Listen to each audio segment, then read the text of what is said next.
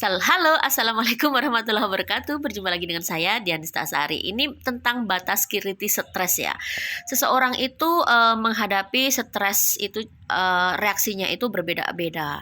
Baik satu orang, bahkan satu orang pun menghadapi stres dengan stressing yang sama itu berbeda loh teman-teman. Cobalah.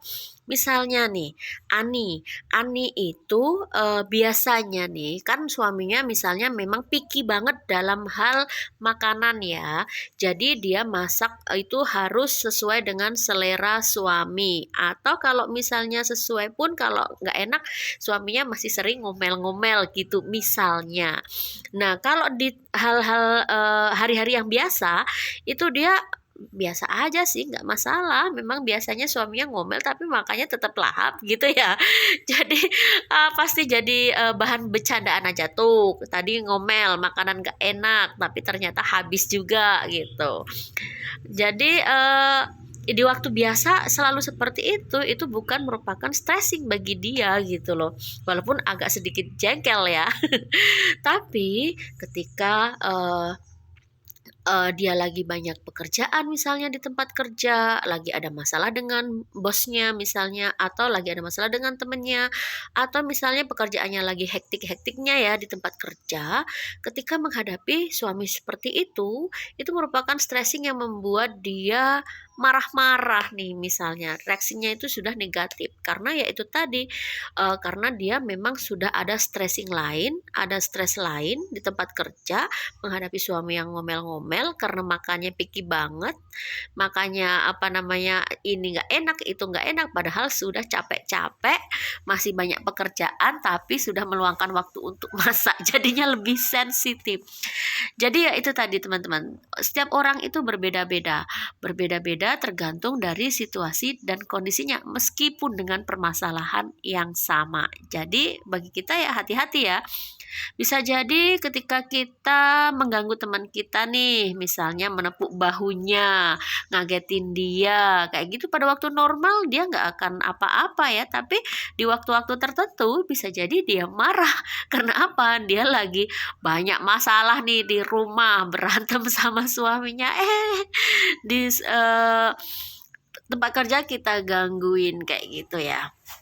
Kemudian batas kritis setiap orang juga berbeda-beda. Misalnya si Ani ini biasa mengerjakan pekerjaan rumah tangga sendiri. Jadi walaupun cucian numpuk, cucian piring banyak, belum masak, ngepel, nyapu, itu membuat dia nggak masalah karena dia memang menyukai pekerjaan rumah tangga dan memang itulah yang dilakukannya sehari-hari.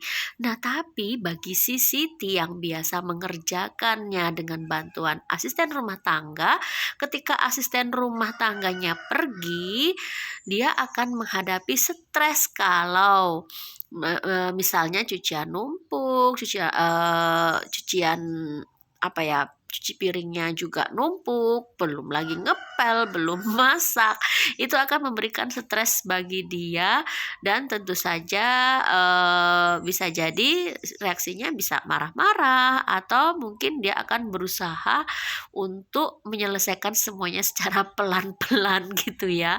Jadi tergantung sih teman-teman.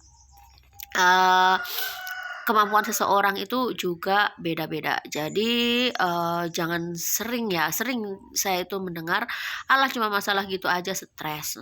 Itu tuh masalah yang biasa. Tapi memang teman-teman, kemampuan seseorang itu untuk menghadapi stres atau permasalahan yang kita hadapi itu beda-beda. Mungkin kita menganggap bahwa permasalahan itu ringan, ngapain dia sampai nangis-nangis bombay kayak gitu. Tapi bagi dia itu adalah hal yang menyedihkan, hal yang membuat dia merasa sangat kehilangan misalnya seperti itu. Jadi tidak boleh menganggap enteng perasaan orang lain ya teman-teman. Semoga saja ini tetap membantu kita semua dalam mengelola stres dengan baik karena sekarang itu stres bukan hanya berasal dari lingkungan kerja, lingkungan sekolah maupun dari lingkungan keluarga ya. Tapi stres itu berasal dari banyak hal bahkan orang-orang yang tidak kita kenal. Karena kita kan sekarang punya media sosial ya. Kadang-kadang banyak nih komen-komen yang nggak ini ya, komen-komen yang membuat kita itu membuat membuat kita stres. Tapi ya itu tadi, ketika kita menghadapi stres itu ada reaksi yang bisa kita pilih, bisa negatif, bisa positif. Kalau positif kan kita bisa menjadikan itu sebagai motivasi untuk menjadi lebih baik lagi, untuk lebih semangat. Tetapi kalau yang negatif yaitu tadi bisa mengakibatkan gangguan, baik gangguan fisik maupun gangguan mental. Jadi mana nih yang kamu pilih? Mau yang positif atau negatif? Yang positif dong. Kita harus selalu bahagia ya. Hidup cuma sekali, ngapain gak bahagia ya?